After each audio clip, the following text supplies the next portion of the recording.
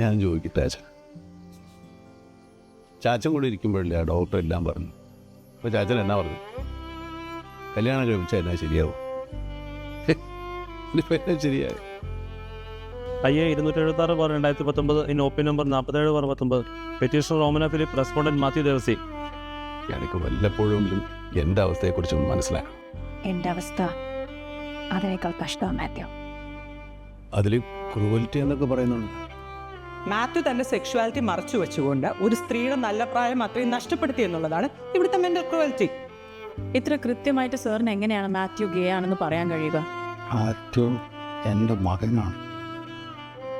ആ ഓമന ഞാൻ കാരണം അതിൻ്റെ ജീവിതം പാഴായി.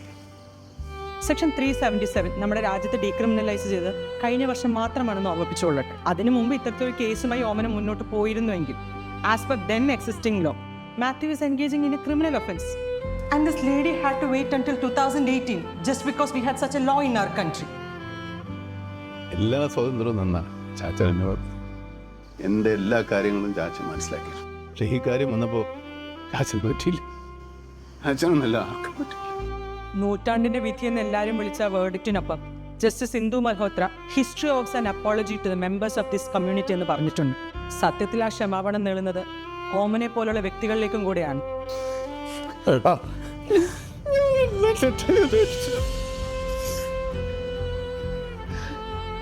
മാത്യു ആഗ്രഹിക്കുന്ന പോലൊരു ജീവിതം മാത്യുവിനും വേണ്ടേ? ഞാനിതെല്ലാം എനിക്ക് വേണ്ടി മാത്രം ചെയ്തതാണെന്ന് തോന്നുന്നുണ്ട്.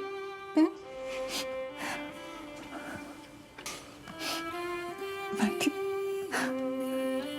ഇന്നത്തെ കൂടെ കേൾക്കാമോ?